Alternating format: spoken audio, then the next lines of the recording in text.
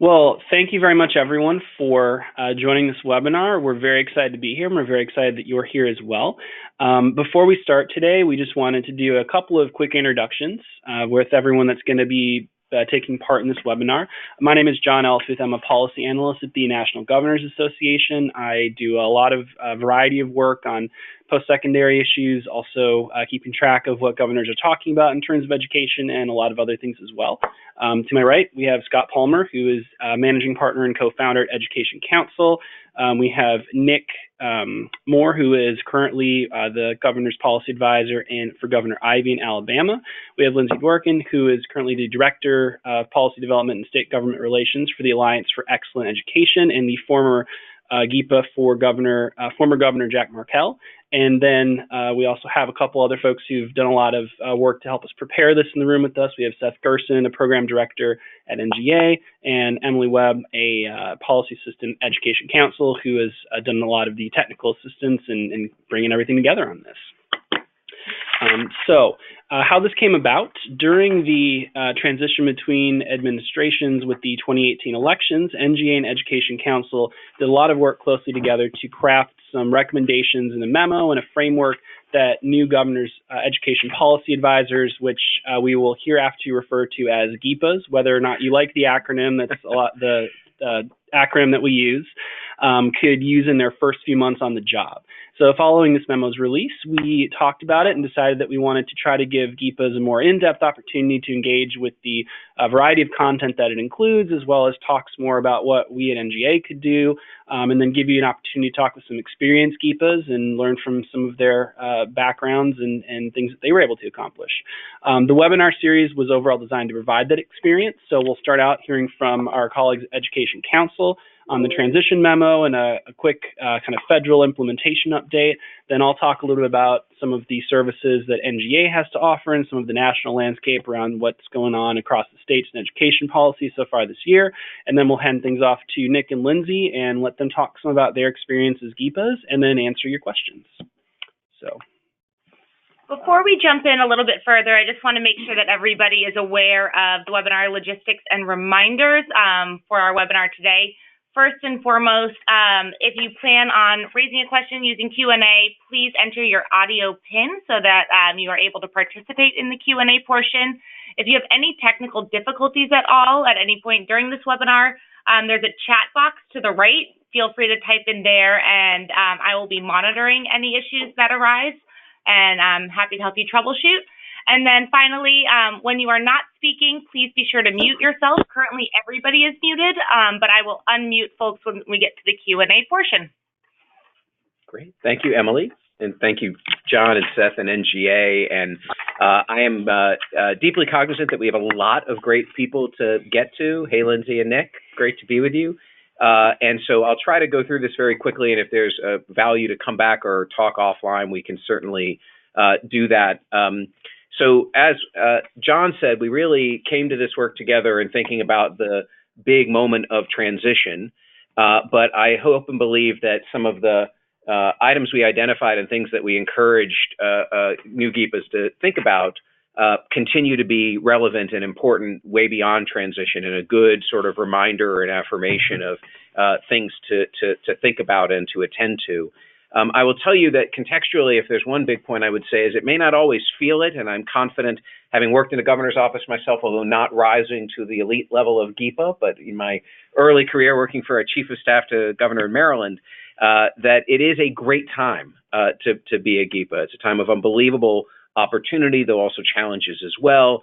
You all know the critical role of the state in education. We have a big devolution of authority, and I think at the same time really increased understanding about the science of learning and development and of evidence-based actions and what it would really take to get the kind of impact on systems and equity and outcomes that we want. Doesn't mean it's easy, but I think there's a lot there in terms of knowledge and opportunity to take in. And so we hope that thinking about, what do we talk about in transition in this longer term 4-year context is useful. So as John said, we came together. If I can get the clicker to work, would you mind advancing for me just in case? Maybe we can't advance at all. Our first technical difficulty. I'm going to keep talking and we'll catch up. So we came together originally to think about, well, what is the moment of transition and how do you think about it through the literal transition period and then the first 100 days? And we identified a number of different opportunities for action, which I'll go through briefly, that again, we think continue to be important and meaningful. I will say first, admittedly, this is not rocket science, but hopefully useful as a sort of checklist and affirmation to help you dig deeper in each. Second, that these are deeply integrated. So even though they're presented as 10 overlapping things in a sort of linear process, they're far more integrated than that. And third, of course, context matters greatly. Every state is unique. You are often unique, by the way, in very overlapping ways, but you are unique. And I want to acknowledge that and say this isn't meant to be monolithic. But there are a number of things here that governors and only governors are really uniquely positioned to do. And that begins with just the idea of really establishing education as a clear priority. There's limited room on the decision agenda. The governor obviously has a different kind of political capital and bully pulpit than most, and whether it's through then the use of time or the state of the state priorities or budget priorities, there's a number of ways to make sure that education is understood and seen as a clear state priority on an ongoing basis, and that's an important role to play. Second is the idea of setting a clear vision then for what are the kind of education priorities, what are the kind of education systems that you're trying to build. And again, this is maybe not just a statement of that vision, but a process that leads to and sustains and improves that vision. And it could be one about the outcomes you seek and the rich array of knowledge and skills that are really necessary for career and college readiness. It could be about the kinds of systems that we want for all kids. Could it be the kind of shifts that we're seeking in a commitment to early learning or human capital or others? But how do we set that vision and priorities, and how do governors attend to that? Third is obviously the notion of who do you appoint and who is working with you to try to achieve this. Congratulations, by the way, as new GEPAs and being part of that distinguished team. But obviously, every state has very complex governance structures. In fact, we often say on the spectrum of functional to dysfunctional, no state's on the functional side. It's just a question of where you fall on the dysfunctional, and that's something you inherit. That's a challenge, but also an opportunity in thinking about what that means for different appointments, different relationships, different cross-agency, different convening, and really, again, the governor and the governor's staff have a unique and important authority in that regard. Fourth is the idea of really thinking continuously and often about then how do you engage key stakeholders around both creating and sustaining this vision and action plan. And I would hold out that there's both formal and informal dimensions to that, not only the casual outreach. I had a governor who was prone to just pick up the phone and call people, and that was an interesting way to do it, but obviously more formal mechanisms. And think about those critical constituencies, obviously teacher and parent and school leaders and others, but those that are outside that first circle around education, community leaders, civil rights leaders, business leaders, and others. How do you attend to that in a really ongoing basis? Fifth, again, take the time and empower people to really then look at the data information in the state, take the time to get under the hood. We have much more data than we ever had before, and if you can really look at it the right way and in a continuum and disaggregate and others, you'll be really amazed at the things that come out of that, both as challenges and opportunities that can help set direction. And I will add, think about what you need to strengthen that infrastructure. We have really weak R&D infrastructures in education still, and this can be a way to think of and attend to that. Sixth, even though you may have formal or informal authority in some instances, you probably have now political responsibility, whether you like it or not, for understanding what is happening in, ongoing implementation and agency programs, whether that's around federal law or state law and priorities. And so being on top of that and understanding where the opportunities and risks are really critical. Seven, again, I will say, I think this is a golden age of emerging understanding of the big items that move or could move the education system. What can you learn from that research that's most applicable in your state context? And again, your convening authority extends well beyond your state.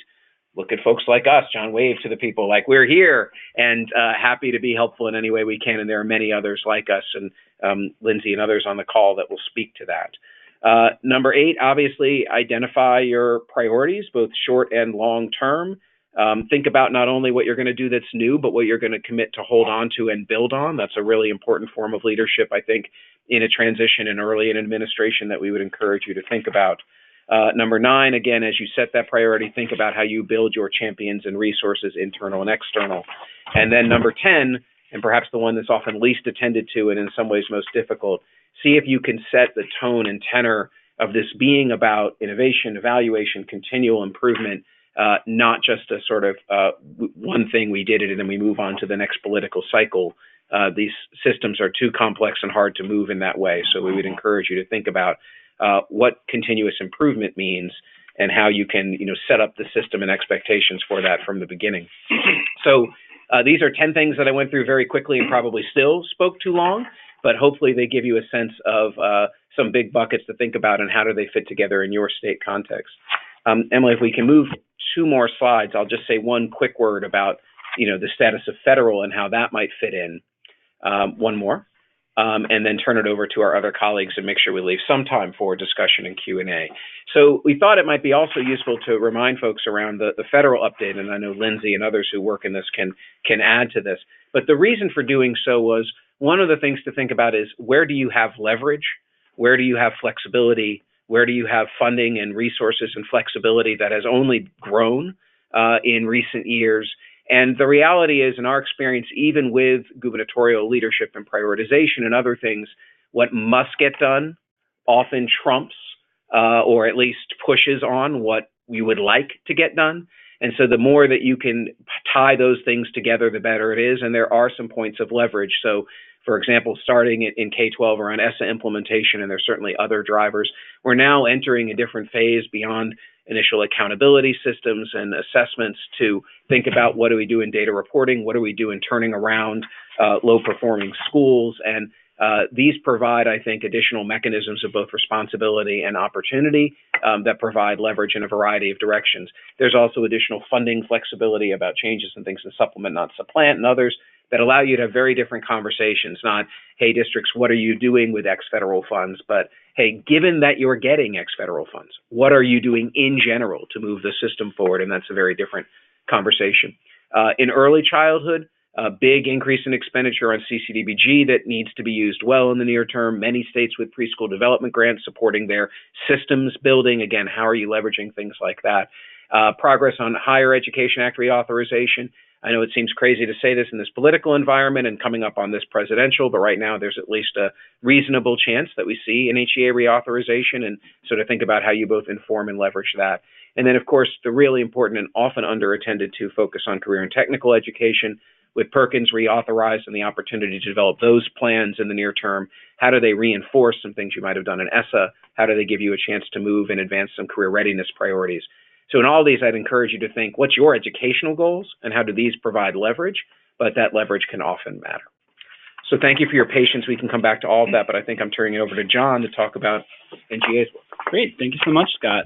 And one thing I'll just flag too, the memo that Scott was going over, we did send this out in the invitation to this event. We have it linked on our website, but we will also just resend it out in the brief survey that we have asking how everything went for you and your experience following this webinar as well.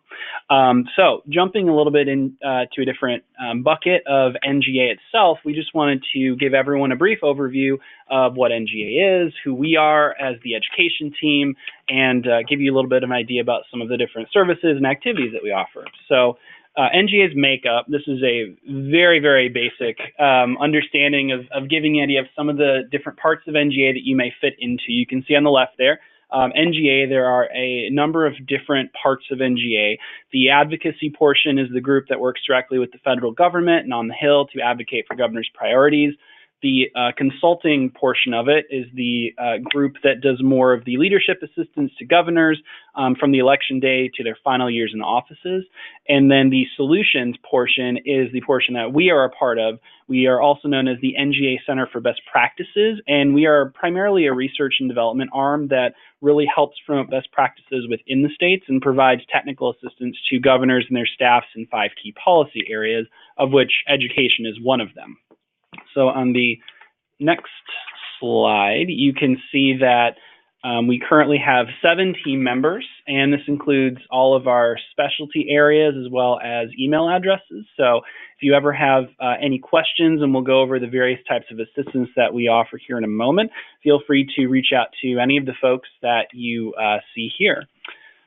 So talking a little bit about some of the various things that we do, we have 4 kind of buckets that a lot of our services fall into. The first is our governor's response team, which this is really a rapid response team that supports staffs in answering urgent questions, drawing on our expertise and national partners like EducationCounsel and other folks. This includes site visits, technical assistance memos, and facilitating connections to experts in the field.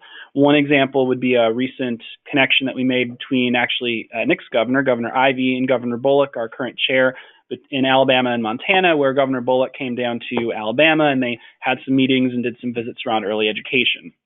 I've also personally worked with Nick a little bit and helped provide him with some technical assistance in response to some questions that he's had in the past. So technical assistance, again, being the second part, here we really provide, input in policy development and implementation in the process of how policies are tailored, really to meet the needs of each individual state and the context within which they operate. So another example here, recently Seth and the educator team did some strengthening educator support systems work with 4 separate states. And again, it's really just helping folks try to point them in the right direction and give them the right kinds of information they need to make the right choices for their states and their context. Third, we do ongoing learning opportunities. These are things like our timely updates to governors and their staffs through e-blasts. We have a email that goes out once per month.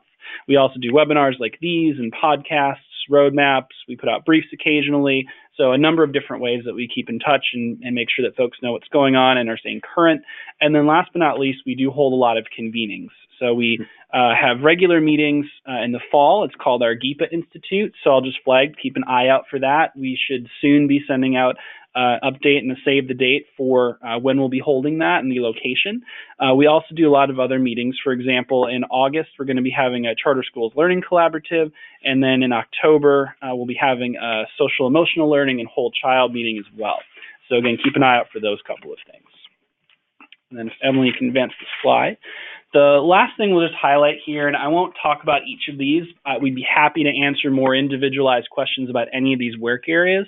Suffice to say, these are the variety of different topics that we are currently or anticipated to have more extensive work going on in the near future going forward. So a couple of ones I just do want to highlight.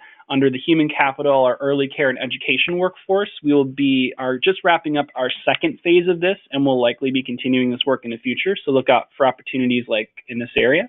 Whole child, social emotional learning. As I said, there'll be October convening. It's actually on the 20th to the 22nd. So keep an eye out for that. And then under the personalized education, there will be, again, a charter schools meeting on August 4th through the 6th. And then last but not least, this is actually not something that's up there, but one of our other divisions, we do have some post-secondary work that's housed in our Economic Opportunity Division. If your state is interested in post-secondary workforce alignment, we are going to be releasing an RFP for a new project oriented towards that area in mid-June. So again, keep an eye out for that as well. So moving right along, just a quick overview of some of the major areas that folks have been talking about across the states in the kind of national conversation. So in early education, you can see pre-K, things like pre-K, childcare, PN to 3 work. Those are really playing a very major role. This includes everything from state-of-the-state addresses and budgets to day-to-day statements, press releases, whatever the case may be. So a number of different things that are rolled up in these numbers. And this is the number of governors out of the 55 in the states and territories that have mentioned this in some meaningful way as something that they're working on in their states. In K-12 education, you can just take a quick scan down, but I would guess that a lot of this wouldn't be terribly surprising of some of the top issues. Things like funding, career and technical education, teacher issues, school safety and counseling and mental health being very related in a lot of ways. So again, a lot of issues that are coming up across a lot of different states there. Post-secondary education, financial aid with the cost of college is a very high focus area right now, as well as aligning college to the workforce. Even things like early college credit programs and post-secondary technical education, community colleges, I think could also be rolled up in a lot of those first couple of topic areas as well. And then workforce education, this is a little bit of a chimera in that it's not necessarily just workforce education, and some of these fit also within the K-12 and the post-secondary bucket, but these are things that, again, can expand a couple of different content areas. So you can see some of the higher focus issues in those as well. So again, we're happy to answer any more questions on any of these national analysis questions. Feel free to, in the Q&A portion of this, you can ask any questions of us or Education Counsel, but we would hope that you would take advantage also of the wonderful couple of folks that we're going to introduce next. So I will hand things off here to Nick and Lindsay. As mentioned at the top, Lindsay is the former GEPA to Governor Markell in Delaware, and then Nick is the current GEPA to Governor Ivey in Alabama. And they have very graciously given us a chunk of their time today to share some of their experiences, policy advisors with you all, and answer any questions that you may have. So Nick and Lindsay, I'll just start out by posing a quick question to you both. If you could just tell us a little bit about your first few months on the job as a policy advisor, and maybe some of the things that you learned, some of the things that you wish that you would have known then that you do know now. Nick, would you like to go first? Sure. Governor Ivey came into office after our previous governor, Governor Bentley, left office in disgrace. And so she finished his term out, and so that presented a unique opportunity to get a lot of work done on the policy front before starting a new term. So the first thing that Governor Ivey did when she came into office was establish herself as a governor that was going to be focused on education. And so what is unique to my experience is that Governor Ivey is all about education, whereas some of your bosses may not be as focused on it as she is. And so that colors my experience a bit. But I would say that the most important part of hitting the ground running, and I would like in a future question to be able to go down just a few tips, but I'll say that the biggest thing is first understanding your three types of power. And really it's your boss's power, but you can use it as their agent. You have convening power, you have de jure power, and you have de facto power. But most important for you as a GEPA, I call it GEPA. I just don't like that way that sounds, GEPA. So I'm just going to keep saying GEPA. Your convening power is really strong because you can take people who, there's turfism in agencies, different agencies don't always get along. I mean, that's part of when we're talking about what level of dysfunction you're in, probably depending on whether you've got divided government or unified government, and then the level of entrenched bureaucracy, that's going to kind of color your level of dysfunction. But if you can develop a strategic vision for your governor and with your governor that provides for system level accountability, that is where you can break through some of that noise. And I'll just stop there and reserve the rest of my comment on that for later. Great, so thanks. This is Lindsay Dworkin. I served for 3 glorious years as Governor Markell's Education Policy Advisor in Delaware. So I actually started in his office in January, about a month into his second term. So he had, as Nick was saying, my governor had established himself very much as an education governor. So having to build him up as an education governor or put education on the state's agenda was not something I worried about. But I did have to figure out in what became a highly politicized environment how to continue to make progress. And so I'll say I thought I would start actually because I believe that many of you, especially if you're brand new GEPAs, have just come out of legislative session, giving some tips for how to make the best use of your legislative sessions to really advance your agenda, and then talk a little bit more about, as Nick was sort of talking about, what I think the big powers of the governor's office are, and this is sort of more general advice. So my experience was the legislative session was absolutely defined by drowning in tracking bills and playing defense and trying to move legislation through for the governor's agenda. And education was just a hugely active issue area in Delaware when I was there. So roughly 40% of all bills introduced in my time in Delaware were related to education. That is a staggering number and just put a lot on my plate. So I think my sort of lessons coming out of that situation were first that the sort of job of a GEPA is totally different when the legislature is not in session, especially if it's a short session. So don't panic about that. Embrace it. Really figure out how to use legislative time to best advance your priorities. So second thought is the education community in states, and certainly was in Delaware, which is a particularly small state, is a very small, well-defined community, maybe 10 really key players. And as you're heading out of legislative session, for those of you that are done, or into legislative, or about to be heading out, really the importance of reflecting on who the key players are in your legislature and in your education community, and understanding that relationships with those folks in advancing the governor's agenda and your agenda really matter a lot. So in other words, don't wait until next session to talk to your education committee chairs and your key stakeholders again. Really use the summer to develop key relationships and help keep the momentum going. Third, I think planning ahead for how to use your session time to advance priorities is really helpful. So after you've done some serious thinking, which you have more time to do over the course of the summer and into the fall, hopefully, really mapping out on a calendar what you need to do to move through the legislature, key dates about how to get your priorities through, and then fourth, being really proactive and finding ways to include legislators and be really open with stakeholders about how to involve them in the process of advancing your agenda. So I think I'll stop there for the moment. Well, that was Scott and I were just saying that that was very informative, both for us as well. So thank you guys both for sharing that great answer to that first question.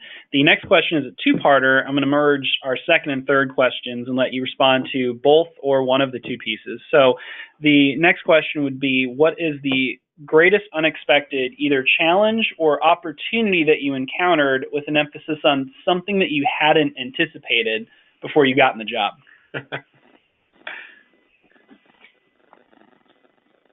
You want me to start this one, Nick? Sure, we can reverse. We'll reverse the order for this one. So I think the greatest challenge I encountered was just how hotly politicized the education space was. So I was in a blue state at really the peak of the anti-testing, opt-out, anti-teacher evaluation, education reform backlash. And what that meant was, even though we were trying to work on a lot of other issues, that there were really low levels of trust across our system, there was a lot of media scrutiny, and that just made everything really hard. So I think my lessons from that are, one, that the politics of education are super weird, so that actually that presents a real opportunity to work across usual political lines and get some things done. So like my best friends in the legislature were the Senate Republicans who agreed with the governor on almost nothing, but were really supportive of the education agenda. So just look broadly to form the coalitions you need to get things done. And then I think that sort of second big unexpected challenge, and you always think this is going to be a challenge, but it's really a challenge, I think, in education, is balancing the management and tracking of the day-to-day education system stuff with pushing the governor's initiatives. And particularly if education is a really active issue in your state and you have a lot of active stakeholders, that can be a really tricky thing to do. I think we're also talking about opportunities, right, John? So I think, and actually Nick was just speaking to this, and I totally agree with him, that the governor's office is powerful when you come into it, but there are two particular powers, and particularly at this moment in time, that are so important. And one of them, one that Nick mentioned, is the agenda setting power. Like, if you can't get people, you can't create state law by fiat, you can't change things by yourself in your own office. People may disagree with you and dislike it, but if you want the state to be talking about something, the state is going to be talking about that thing. And that is a really important power, and one to really make sure you use. Like, the governor's putting issues on the table, everybody's going to listen and pay attention and be talking about it and thinking about it. The second power is really the power to work across sectors and silos to bring folks outside of education to the table to address key challenges within education. Like, particularly at this moment, when lots of governors are, and as they should be, focused on the intersection of workforce and education and how we're going to make higher education work better for students and the transitions from K-12 to higher education, the governor is basically the only person in the state who can get the heads of higher education, K-12 systems, business leaders, labor, community groups in a room and say we all have to work together across silos to do this. And that is just a really powerful thing, especially when you've got cabinet secretaries across those fields that the governor can pull together and say, you are my people in these areas. I'm going to knock your heads together until you figure out how to make some progress.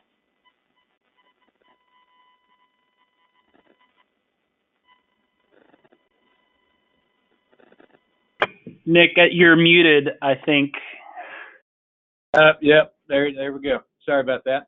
So my biggest challenge was that I did not have somebody sit down with me and go over the list of things that I'm about to share with you. So I'm going to approach this a little differently and just go down and share several tips that could prevent you from having a bad day from time to time. So you need, and a lot of this is going to overlap with what Lindsay said, but I'm going to try to make it as different as possible. So you need to create an internal network of trusted confidants within cabinet agencies, within think tanks, whoever the stakeholders are, and first identify those people, get them on the Rolodex, establish personal relationships with them. Like I said before, you've got to understand the powers. Lindsay went into agenda setting, dynamic messaging, and assisting press team with earned media. If you get your press team on your side, that's going to help raise your stock with your boss, because you start generating things that make your boss look good. Your boss is a politician, so politicians like to look good. Establish your boss as an unquestioned authority on education in the state, even if he or she is not necessarily interested in education as their number one agenda item. You need to make it look like they are.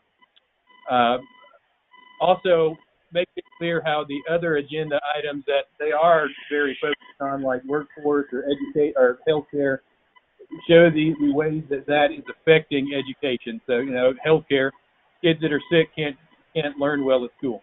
Don't try to become an expert on every topic under the sun. You'll burn yourself out and stroke out. But do find 4 or 5 issues that you can specialize in, become indispensable, and then find an expert that you can trust and your boss trusts on the others. Make yourself indispensable to the governor. You're probably in an appointed position, so if you don't single yourself out and distinguish yourself as somebody that your boss needs to have around, it's not that it's Game of Thrones or some of these other shows, but there are people and your staff that are going to be looking to move up. So if you don't protect your own back, then nobody else is going to. You need to be available 24/7. They gave you a work phone because they need you to answer that, whether it's 2 a.m. or on the weekend. This is a unique opportunity, and you're working for the highest office in the state. It's not a 9-to-5 job, so expect to work 70 more hours, and if you're not, probably not doing it right. You need to figure out, boss, how to how to break federal funding streams to reduce silos, and then set actionable metrics for getting there. I mean, look now at what you can do with ESSA and CTE and WIOA and TANF and SNAP. All those are a lot by design by the Congress, but you have to take advantage of it at the state level. You also need to get the next federal delegation. I'm going to my phone in my hand because I've got some really bad feedback there. Get to know your federal delegation. We happen to have the Senate Appropriations Chairman in our delegation, so that makes my life easy. If you don't have appropriators, you need to figure out how to leverage other states in your region that do have appropriators. Make sure that you're not leaving federal money on the table. If there's discretionary or competitive grants, agencies don't want more work to do, so sometimes it takes the governor saying, congratulations, you've been volunteered to fill out this grant application, and they'll do it.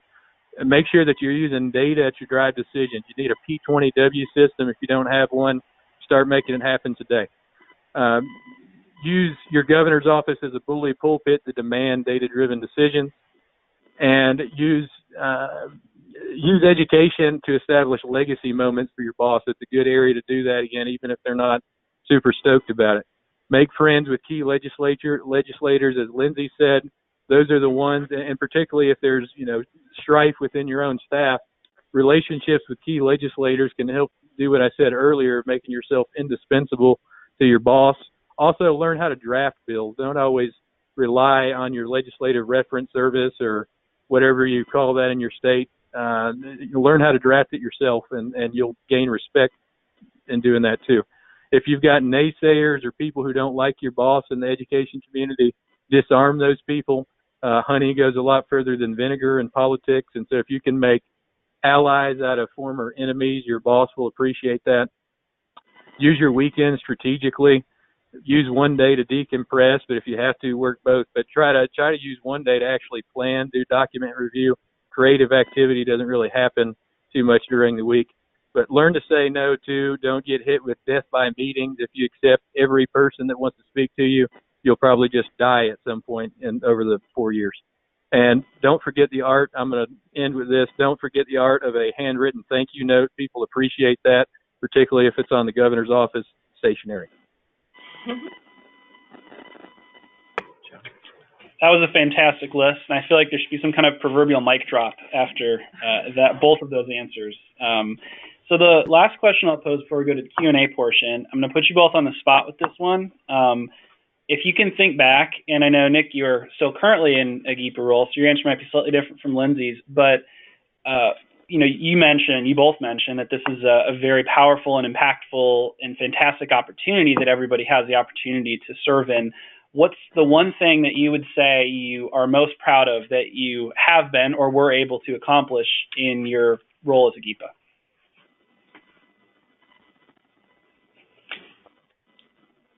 Well, I was a teacher for 3 years and in a all Title I, high poverty, at-risk school.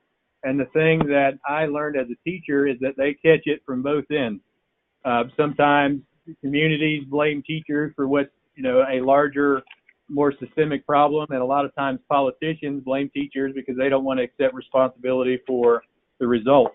And so the most accomplished, or the thing that brings me the greatest sense of joy and accomplishment in this role is being able to advocate from the perspective of a teacher in state government and to help, instead of doing things to people and doing things to teachers, to try to do things with them.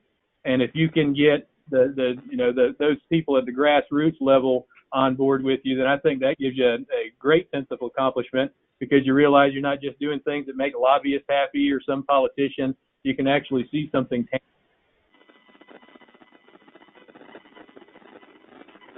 Yeah, so for me, I think the two things I'm really proudest of are things, well, I'll say three things, two of which were very successful, one of which was not at all successful, but I'm still very proud of it, which are things that would not have been possible without me and the governor's office moving it forward. So two things, I guess pretty early on in my time in the governor's office, we partnered in the governor's office with the College Board on a big college access initiative. And I think that was really something the department didn't have as much of the bandwidth to do. And, sort of I was working directly with the team at the College Board to identify college-ready kids who were not applying to college, because we in Delaware had universal universal school day SAT.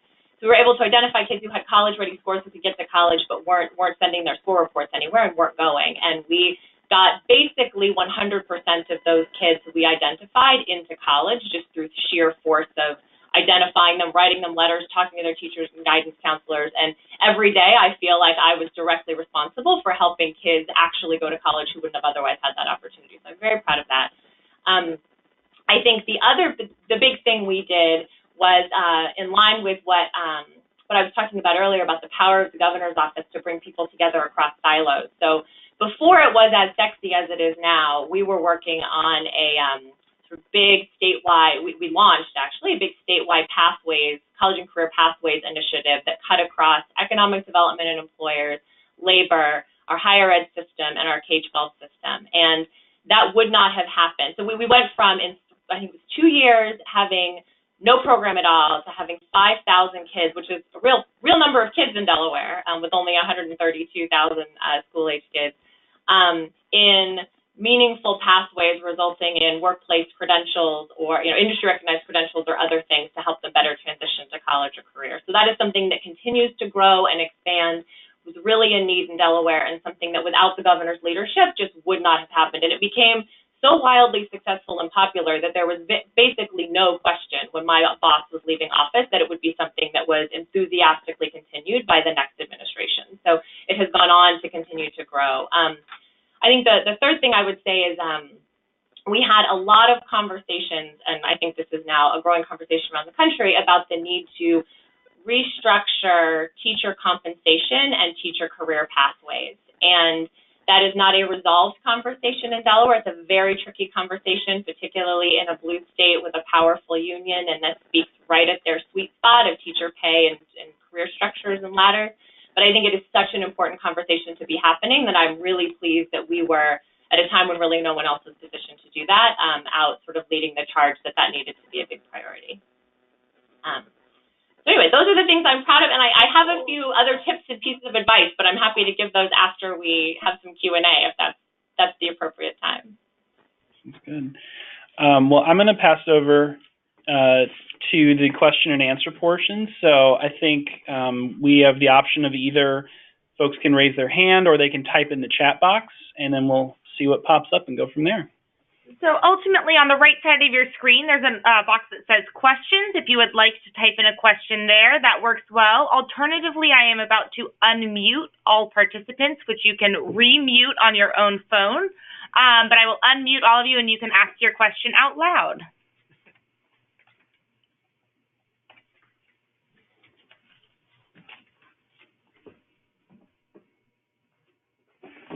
I have a question for Lindsay. What other advice do you have for GEPAs out? While everyone's processing, Lindsay, you know, that first question is hard to get out. Yeah, absolutely.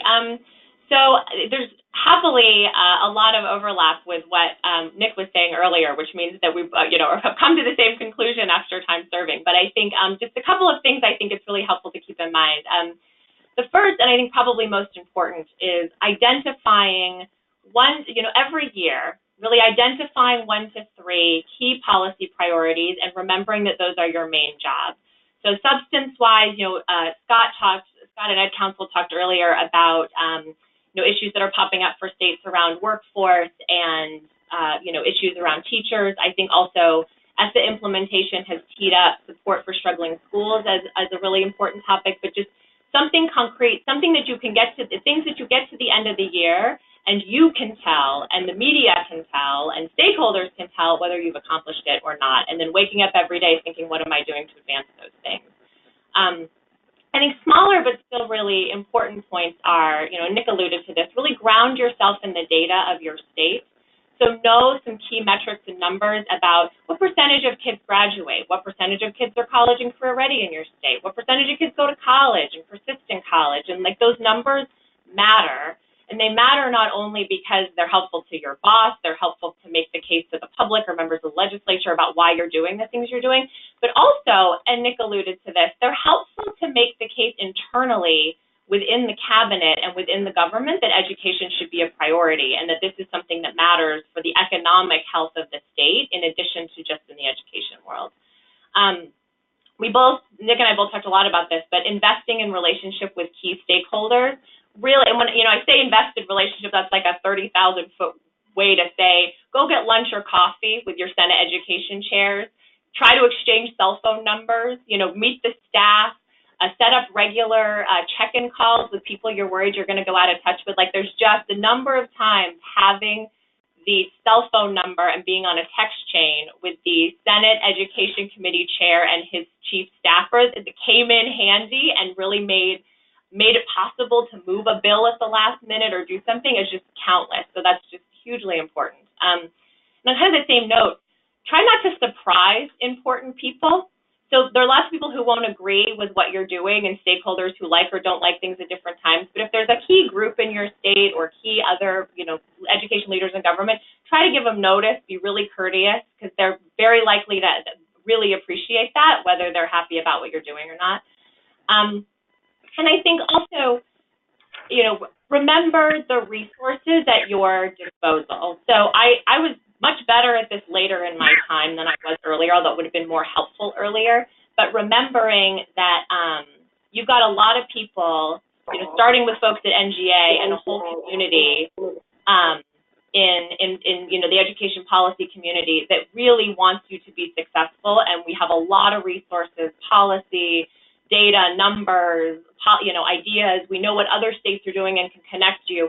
It's really almost always worth a 5-minute phone call to avoid days of trying to do research and, figure something out on your own. And that includes helping to identify the data points I was talking about. Something that used to drive me crazy is the governor would come to me and say, so how many of kids in our state do blah, blah? And I would say, oh my gosh, I have no idea. And I would spend like 3 days trying to figure it out. And there's probably someone who can help you find that answer and already knows it. So call NGA. They know all of us. They'll loop us, loop us together. And also, developing relationships among your fellow GEPAs. Like, I was really good friends with the GEPAs from Maryland, because they were our neighbors and our bosses were friends, and then Tennessee, because we were race to the top winners and our bosses were also friends. And having those relationships was just partly helpful in sharing best practices, but partly helpful therapy. We were just all in the same boat, and nobody else has that role in your state like you do. So I think that can be really great. And finally, just really relish the experience. It's a lot of work. It's crazy. The governor used to ask me, do you like your job? And I would say, I love it. I just wish there was less of it. But it's a wonderful experience. You will remember it forever. I tell you, if you get to know your data, you will also remember that forever to this day. I know how many high school students there are, or at least were 3 years ago in Delaware, things like that. So just really, really enjoy your time, and just really remember to reach out and let it be the first thing you do is to call and ask if we can help, if NGA knows anyone, can do anything, rather than your last resort after you've been struggling for days and days to try to solve a problem or come up with a good example.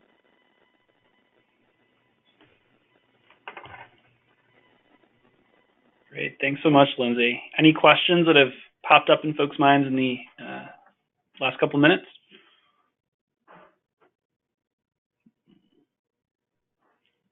I just add that I would encourage folks, especially if you're working both days of the weekend, as Nick said, call John, day or night, night or day.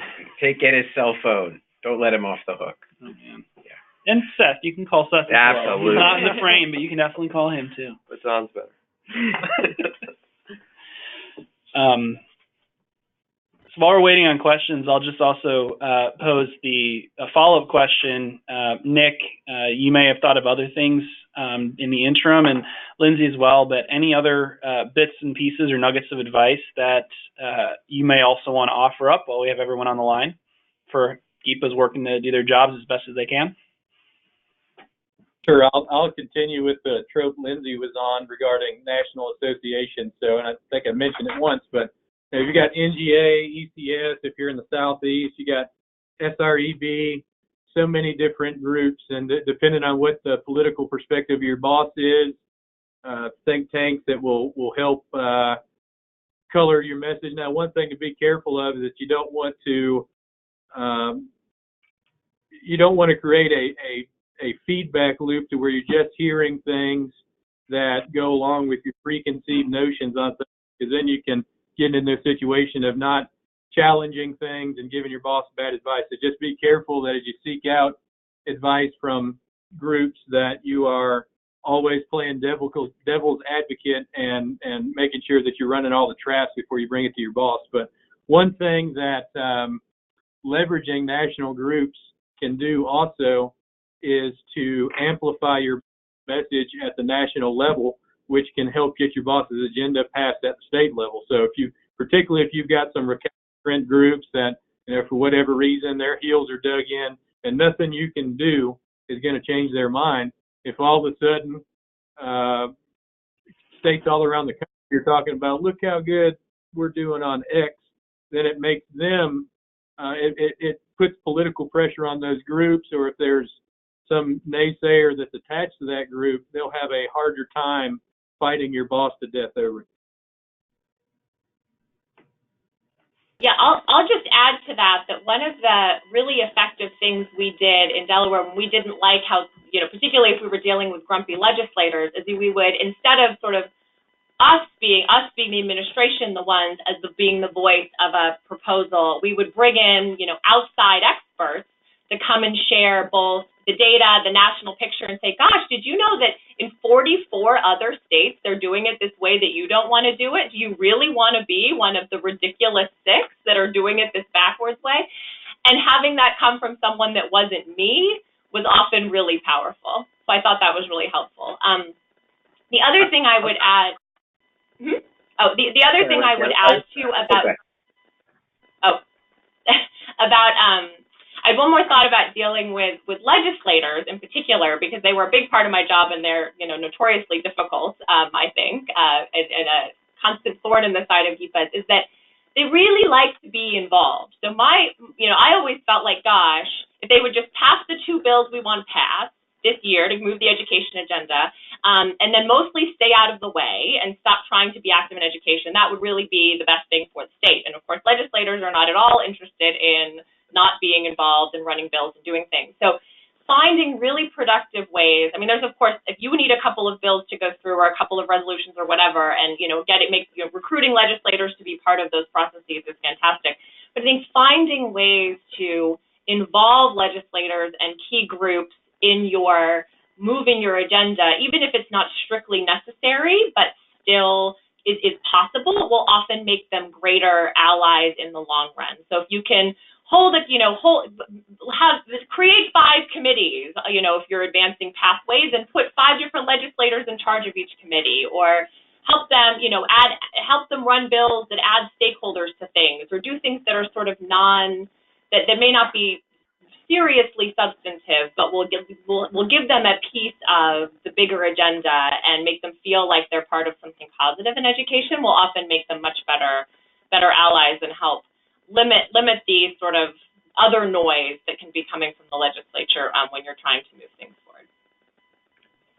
And Lindsay, I'm sorry to have interrupted you. I was just going to say, to your prior point, as someone who is privileged to have the opportunity to be used by you in Delaware on sometimes around an outside expert, that to your point earlier about recognizing the strange politics and not thinking you're bound to one set of groups, we're a bipartisan group of people on all sides. I myself happen to be, I think, known as a little center left, but some of the times I've been called on most have been from Republican governors and administrations where we were aligned, and that was a useful perspective. So a Southern Republican governor once asked if I could come testify and would I wear my Birkenstocks. A Midwestern governor said he wanted me to testify, but I had to have cowboy boots. Did I have I don't know what the shoe thing is, but the point is you can find allies very often on different sides, and that can be helpful too. So Sure. We'll wrap up here, and I can't think of a better way to wrap up than giving our 2 guests here, Lindsay and Nick, the opportunity for the last word. So let's say you guys each have a couple of minutes. Any last words of advice that you want to give for our GEPAs on the call?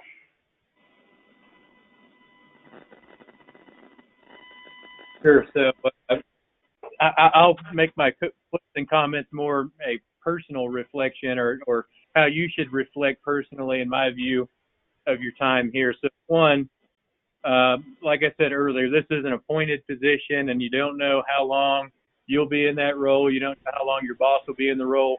So don't forget, even though I gave you the advice of working 70-plus hours a week, always be thinking about what comes next for you.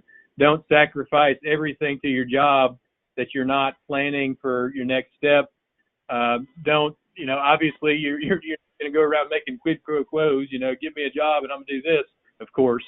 But as you're making relationships and as you're getting to know people, do keep in mind how that will play out in your next step. And lastly, I'll just say, don't forget to just stop, and if you're in your capital or wherever, and stop and reflect about how privileged and honored you are to be in the role that you're in. And also, don't let that privilege and honor get to your head. You are not important. You work for somebody who is important.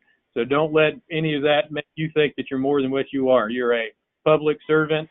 You get paid by taxpayer dollars, and that's it. We're not royalty. We're not anything special. We don't have anything more. I mean, in fact, we have a greater responsibility than the average citizen. I think my closing words of advice would be just echoing again what Nick said and what I said earlier about really relishing the moment. Remember what a special, amazing opportunity it is to be driving education priorities out of the governor's office, and just really make sure that you're using your time to do that. I think it's what I said earlier, it can be really easy to get sort of bogged down in the politics or the noise, or if you appoint the Secretary of Education in your state, sort of managing the noise out of the department or the day-to-day workings of this or that, and just allow there to be more imperfection and messiness in some of that other space in the interest of focusing on the big priorities and the things that you want to be able to stand and look back on a year in, 2 years in, 3 years in, and say, we did this, we got this done, we moved it over the finish line. Because I think that's really what you're there to do. And yeah, I would say really, I mean, it sort of goes to Nick's point about thinking about what you want to do later. I think it's both helpful in that sense, but then also helpful in the current sense in your actual time as GEPAs. It's just really invest in a network of support for you. Invest, because it's a kind of a lonely place being a GEPA in your state. Nobody has a job like yours. But other people in the country do, and as I said earlier, there's a lot of people here in DC and across the country really committed to your success, and so use us, lean on us, let us help you. And that's a network that then is helpful not only in you doing your job now, but is a great place to then go as you start thinking about next steps. Thinking about, what using that community, especially if you want to stay in education policy, to think through what you might want to keep doing. So best of luck, and of course that network includes me. You're always welcome to reach out. I'm always happy to talk or answer questions. I know the folks at NGA and at EdCounsel. I know I'd say if it's trying to navigate the DC space from anywhere other than DC is like an impossible task. So just start with NGA, and they'll help you. That would be my good advice. Thank you so much for those closing words, guys. Before I wrap up with a couple last-minute logistical things, Scott, anything finally you'd like to Just thank you. So following the end of the webinar, we'll send out, again, a quick email including the memo, just to make sure everyone's got a copy of it if they want. We also have just a very brief follow-up survey just to get folks' perspectives on how the webinar went and answer a couple other follow-up questions. We'd really appreciate any feedback you would give us on that. But thank you so much for those that were able to join, and we very much look forward to hopefully seeing and talking to you soon.